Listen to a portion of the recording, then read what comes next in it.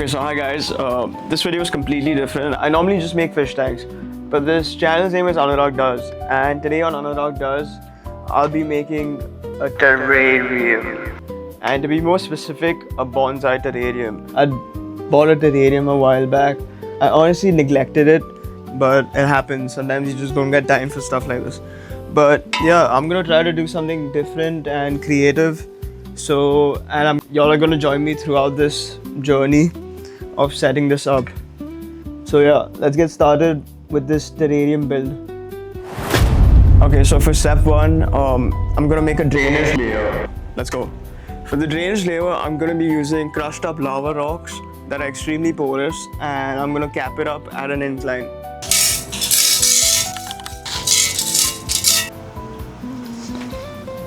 Now I'm going to be using the scraper and kind of scrape it at an incline so it becomes like a hillside.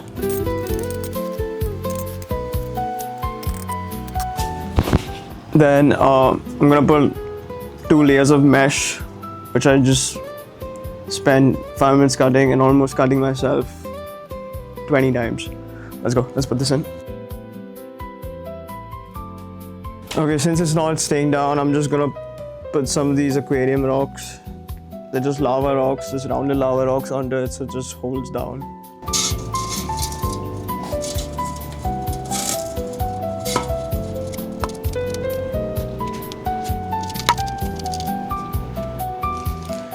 Now I'm gonna put some aquarium soil around the edges out here just for aesthetic reasons. So I got some aquarium soil which I'm gonna put around the edges.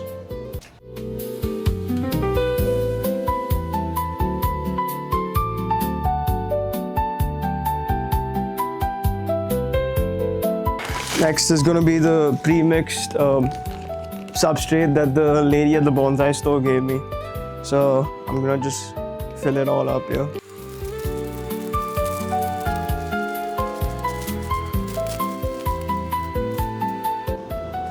Now using my hand, I'm just going to kind of scape it in the right direction.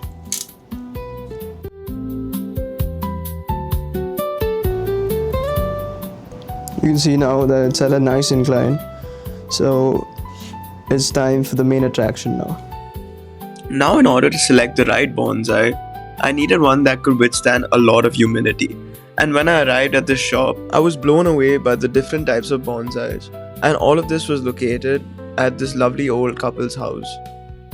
They've been working together nurturing lovely bonsais for the past 45 years. They opened my mind to the world of bonsais and how different each one is. They also had these very unique types of bonsais that were made on top of driftwoods, which I will certainly be using in a future build. In the end, they helped me select a Ficus bonsai, and they also showed me how to trim it and the art of trimming bonsais and making them into bonsais. I got it home and it was finally time to place it into the jar. Now the next step is to remove the roots and the soil from the pot.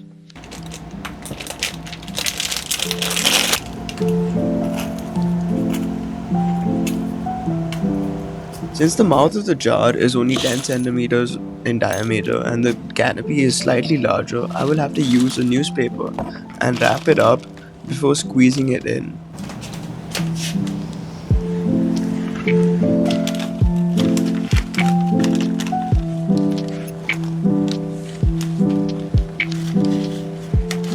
Once it is in, I will dig a hole with my hands and start fidgeting with the tree's orientation and find the right spot. Okay, after fidgeting around with the bonsai tree and getting my hands really dirty, I think I found the perfect space for it, so I'm going to keep it right there. Now let's keep the area around it. What I'm planning to do is getting rocks that are like stepping stones and making like a pathway that goes up to it, and it should be surrounded by the moss. Okay, so I found this piece of stone. I'm gonna use a chisel and kind of break it into smaller pieces so that I can form like a stepping stone. I know this is a weird angle, but you gotta do what you gotta do. Okay, I got my rocks. Let's use my aquarium tweezers and get going.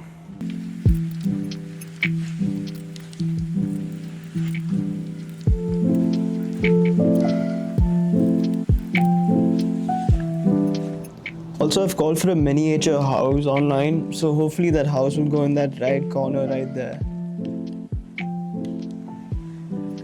Okay, now it's time to add the moss into this terrarium.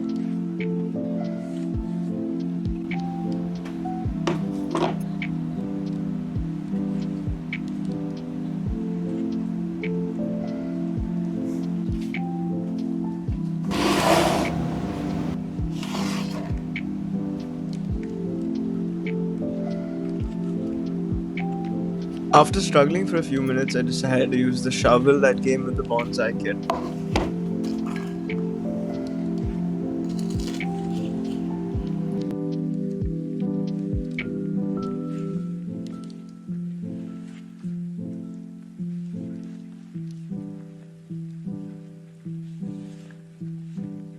Mosses in general really love humid and hot climate, so I decided to moisten up the soil before placing the moss.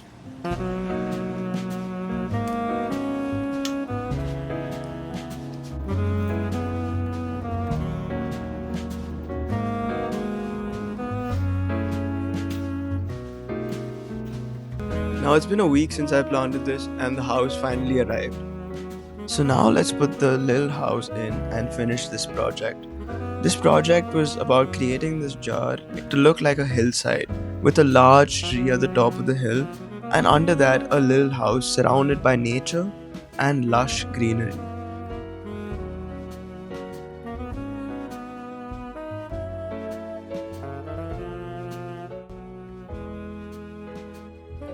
I think this came out much better than I had imagined. I hope you guys never stop being creative and always do what your heart desires.